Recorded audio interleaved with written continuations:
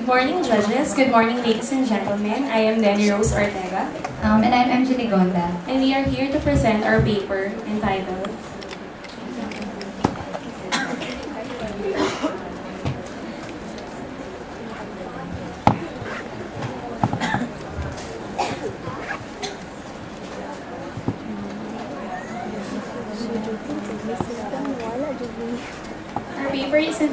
Women in the News, Content Analysis of News Stories about Women in Philippine Broadcast and Online Media. The abstract of our paper read, women portrayal in the media has always been a favorite topic for research among media scholars across the globe. Articles tackling issues of how women are situated and positioned in and by the print and broadcast media are innumerable. However, with the advent of the internet, another unprecedented media channel, online news sites have been created which serve as new platforms by which stories and issues involving and depicting women can appear. It is notable, however, that only a very few studies about women representation in this recently emerged channel have yet been conducted in the local setting. So there is a pressing need to pursue such a study to see how women portrayal throughout the evolution of the media in the country has been going. This study aims to determine whether women depiction in the broadcast and online media in this case has changed throughout the years. By conducting a 10-day content analysis of the country's two leading primetime news programs, TV Patrol and 24 Oras, and the online media frontrunners Inquirer.net and Philstar.com, the researchers of this study found out that the representation of women in the media has not really achieved a remarkable change throughout the years. Although both the broadcast and online media monitored for this research are still worthy of commendation for taking efforts to allot a huge space for stories about women, these hard work still aren't enough to offset the reality that the same old ways of women portrayal in the media generally still hold true nowadays. Next slide, please. What is a woman worth? So this is a question posed by Ms. Penny Azarcon de la Cruz in her book entitled Women in the News, A Guide for Media and Gender Equality Toolkit. So in this book, she discussed that women nowadays are given much more attention by the media than before, but that these gains or these efforts are being diminished by the fact that our media nowadays still persists in using the archaic stereotypes regarding how women should be positioned, placed, and situated in the media. So what we see on the slide is a famous advertisement by the Napoleon brandy. Nakatikim ka na ba ng 15 anyos? I'm sure every one of us is familiar with this ad, right? And this one is a very controversial advertisement. Why? Because according to De La Cruz in her book, during that period that this advertisement was being aired in the television and being placed in the billboards, there were actually a group of females, 15-year-old, who protested and appealed that this ad be removed from being shown. Why? Because they felt alluded and they felt emotionally abused. So this is just an example of how the media, especially the field of advertising, portrays, situates, and represents our women. In advertising, women are usually being portrayed as sex kittens, trophy wives or girlfriends, homemakers, and shopaholics among other mindless roles. Next slide, please. Also, according to Media Watch, which is a Canadian non-profit women's rights organization that works to eliminate sexism in the media, there are currently 7 trends in the portrayal of women in the media. The first trend is weak and passive. So, I think this is very much self-explanatory. Women in media are usually being portrayed as weak, vulnerable, and inferior individuals and sexually available. The second trend is dismemberment, wherein women are portrayed not as a whole person, but as separate body parts depending on the advertisement. So for example, kung meron po tayong brand ng necklace na ina-advertise, it would not be surprising to see a print ad, for example, na ang nakapakita lang ay yung upper body portion ng isang babae, yung specifically yung kanyang chest na nagsusuot ng kwintas. So that's just an example of what this trend means. And then the third one is exaggeration. So this only means that usually women in the media are being portrayed as unnatural and unrealistic. Next is coy behavior. women in the media are usually being represented as blushing, yung kumbaga pakipot type. Yung kunyari, you should be behave, you should be finesse because you are women. And then the next trend is needing male approval. Men in the media appear to approve only of sexually attractive and available women. The sixth trend is inferior voice. So this is very much true in our commercials. It is said that women's voices are considered inferior to the male's lower pitch and authoritative voices when it comes to commercial voiceovers. And lastly, commercialized sexualization. So whatever the product that is being endorsed, it is always observed that sex is being used because sex sells. Next slide, please. Another study done by Dr. Silvia Estrada Claudio in 2002 analyzed news stories on rape that appeared in 9 tabloid publications. In her book, Rape, Love, and Sexuality, the image of the woman as a rape victim was summed up in this quote. The cognitive moral framework in which rape is constructed by culture is that it is a sexual and violent crime perpetrated by a pathologic and criminal male predator on an innocent, vulnerable, and helpless female victim who loses everything: dignity, honor, humanity in the course of her misfortune. Claudia noted that the formulation of headlines among the rape stories analyzed leaves no conceptual space for a male victim or a female suspect. The basic and complete formulation that is consistent among the headlines is male rapes female. In terms of unidentified suspects and victims, readers have the tendency to supply the information for themselves. So for headlines like maiden raped or raped by an uncle, it is assumed that the reader will mentally supply the unmentioned protagonist to complete the classic formulation. So hindi po nangyayari na lalaki ang na-rape. Lagi na lang po sa headlines na babae ang ni-rape ng lalaki. So ganun po ipinoportray ng ating media ang mga kababaihan, lalo na po yung mga biktima ng rape. Next slide, please. For the scope of this study, this paper aims to analyze how the broadcasting online media handle and create news stories involving women. However, the monitoring done by the researchers is exclusive to the top primetime news programs, namely ABS-CBN's TV Patrol and GMA's 24 Oras for the broadcast media, and Inquirer.net, the online counterpart of the Philippine Daily Inquirer, and Philstar.com, the online counterpart of the Philippine Star for the online media. The media monitoring started on September 22 and ended on October 1. Next slide, please. So moving on to the results that we have yielded. The monitoring yielded 68 news stories of various types involving women. 33 were aired in TV Patrol and 35 in 24 Oras. 8 categories were created by the researchers to classify the news stories, namely crime, disaster, metro, political, showbiz, special reports, sports, and world.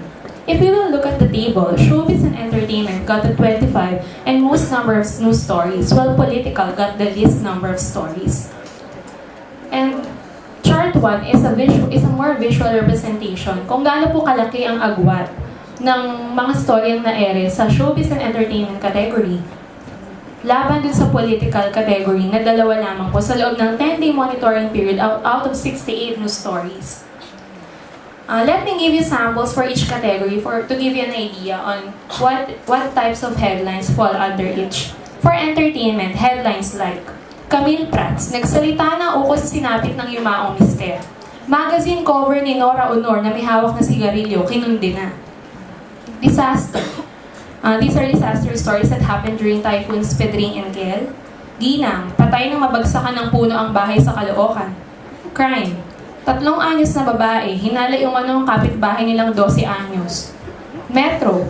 2 Pinay na kasambahay ng kaanak ni Gaddafi nakauwi na sa Pilipinas. Special reports. These are updates or some unusual stories like Batang Bulag, nangunguna sa klase sa kabila ng kapansanan. For world, PhilAm, kinasuhan ng murder sa Amerika matapos umanong ihagis ang batang kaanak mula sa 6 na palipag na walkway. Sports. Ana the Hurricane Hulaton, nasa Mexico na para sa laban kay Jessica Villafranca. And political, let me give you the only 2 stories that made it. Dole Secretary Baldos, pinulong ang PALEA, MMDA, NIA at PNP kaugnay ng nangyaring standoff sa NAIA noong Martes. Ombudsman Carpio Morales, nagulat sa dami ng kasong usad pagong sa opisina ng Ombudsman. So napakarami pong mga storya ang under sa celebrity and showbiz and entertainment sections at dalawa lamang po sa political. Pero headlines like yung batang bulag na nangunguna sa klase is confusing. Hindi po natin alam kung babae o lalaki ang batang bulag. So in cases of this, we have to watch the report in full. Or in terms of the article, we have to read it in full. Isa rin po yung PhilAm. Hindi po natin alam kung ang PhilAm ay OFW na lalaki or babae. So, ganun din po ang ginagawa namin. However, some stories have women who are not the primary subject but are still crucial to the totality of the news. For instance, the headline, kapatid ng aktres na si Wilma Dawson na natapunan ng gumuhong basura sa Olonga po, hindi pa rin nakikita. Hindi po female victim ito, pero inanggulo po ng media na naging prominente ang headline dahil kapatid ng isang aktres yung biktima. So, in-include po namin ito dun sa monitoring period. Next slide, please.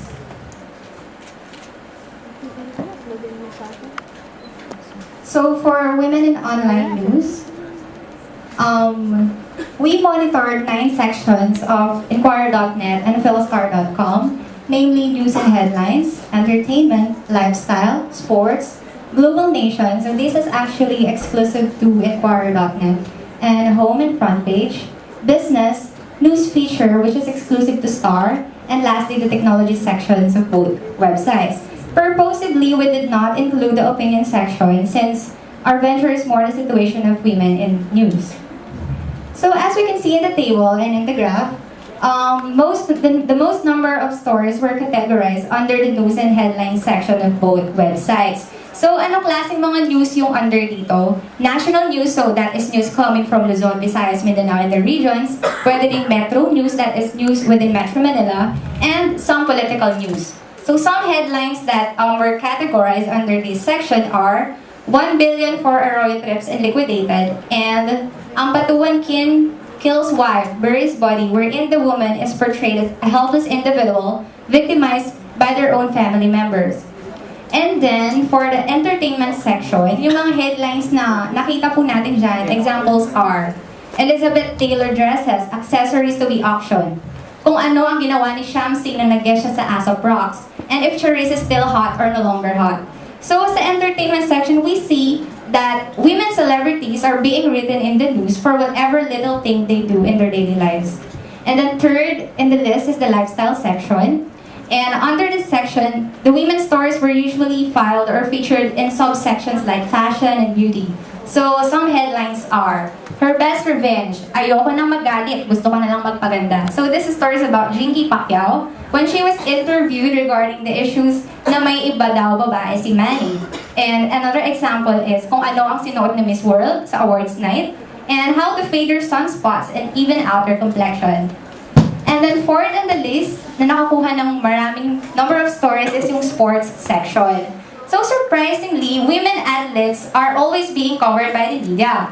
Particularly, Philstar.com devoted a lot of its space for women's stories sa sports section. Pero an important observation is that yung mga story about women na nagpa-file sa sports section, hindi yung top 3 sports sa bansa, namely basketball, boxing, and football. So, yung mga women sa stories na nasa sports, karamihan makikita po natin sila dun sa other sports section. So, namely yung tennis. And during the entire period of monitoring, that is 10 days, puro nabasa ko po sa Star ay tungkol sa victory stories ng tennis superstar na si Maria Sharapova. And then, in the global nation section, these are news naman that are equivalent to our international and foreign news. And the 6th is the home or front page section. So there are 7 out of 193 stories about women that made their way to the front pages of both online websites. So these are equivalent to the banner stories that we read in our broadsheets. An example ng isang women's story na front page is yung about how much Gloria Arroyo spent during her trips, local and foreign trips. Tapos yung bottom 3 sections naman, namely business, news feature, and technology, we see that sa business, for example, we only have 4 out of 193. And yung technology, within 10-day period of monitoring, only 1 out of 193 story about women was recorded. And then, based from the table, although number one yung news and headlines section, unlike yung kanina results ng Women in Broadcast News, na pinakamaraming story yung lumitaw under showbiz or entertainment, we should not still rejoice. Bakit? Because entertainment section came in closely at number 2. We realized that there's only a 6-point gap, 55 and 49. So hindi po tayo masyado magsaya na, oy, dito hindi, puro pang showbiz lang yung mga story natin about women. We should see that number 2 pa rin siya and very little lang yung gap. And then next slide.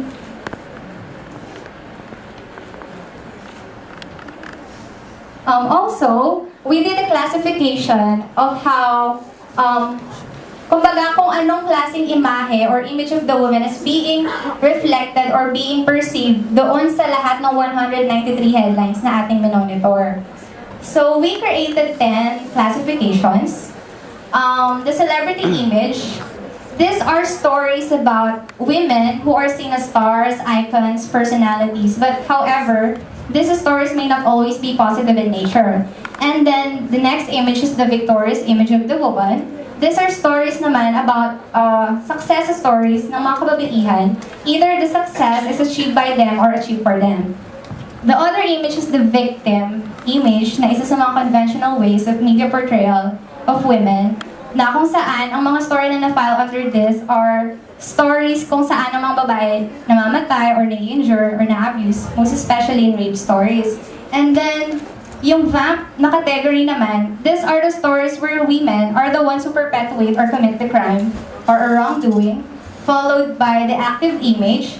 So, the stories that we filed under this image are stories wherein women are being shown as empowered and lively and dynamic individuals. The next image is the helpless image. So, we have to note that this one is different from the victim image kasi dun sa helpless, mas in-emphasize po natin yung pagiging vulnerable, powerless, weak, and unaided ng women, unlike dun sa victim na image na mas lutang yung physical na nasasaktan yung babae.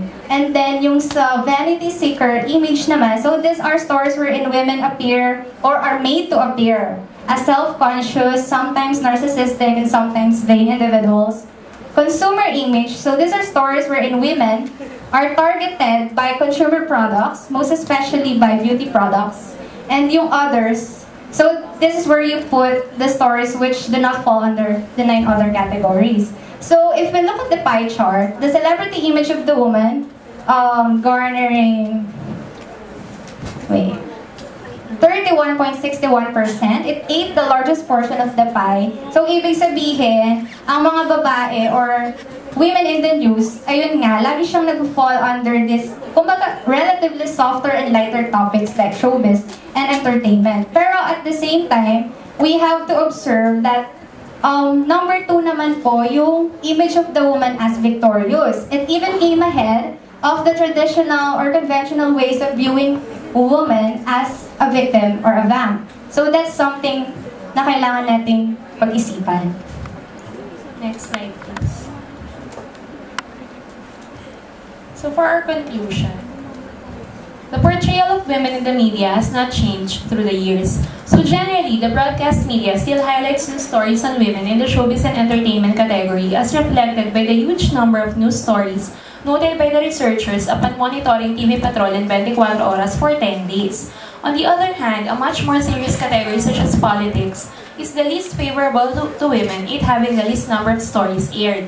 On the other hand, the study showed that women's stories appear the most in both online news sites, news and headline sections, while the technology sections had the least number of news stories about women.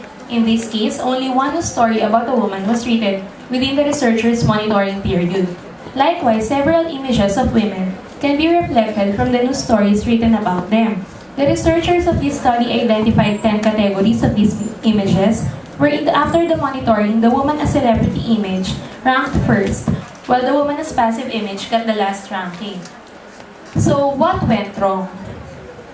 So as she said, as my partner said, in general, both the studies, women in broadcast and online news, reflect that women's image in the media have not really changed throughout the years. So we believe that this is due to the fact that our media still give more attention and coverage to women who are involved in softer and lighter news topics like, for example, entertainment. And generally, we are not singling out any particular network. This is just the result or what we can infer from the results of our study that generally, stereotypes regarding women are still being adhered to and are not yet being challenged to the full. And the media industry may have always considered what the readers want to see in their content instead of what they need to read or what they need to watch. So for as long as there are people who patronize media's current content, we believe that the tradition on the stereotyping of women found in broadcast and online news will also continue. However, we believe that it's not only the media which is to be blamed for this whole trend of portraying women in the news. We should not also forget that there are other factors, specifically socio-cultural factors, that should not be forgotten. So in a country where patriarchy is still the most dominant and prevailing system, and also in an atmosphere where our women do not yet achieve the same full equality and opportunities as men, in politics, for instance, where generally women are still being outnumbered by men, and in economics, where women's vertical mobility is still being hindered by the reality of class ceiling, women's portrayal and appearance in the media, especially in these hard and serious topics, will always remain minimal, since literally, there are less women in these fields to be covered by the media in the first place. Our study is very much fitted for this year's theme because this trend of women portrayal in the media is not an exclusive issue in the Philippines. It is also prevalent among other countries, thus it is considered a global problem. We encourage our fellow youth to try to change this situation. As future media practitioners, it is our responsibility to pay equal attention to men and women in various disciplines. Being gender fair in news writing and reporting is just one way. We believe that together we can make a change towards the elimination of sexism in Philippine media. Thank you.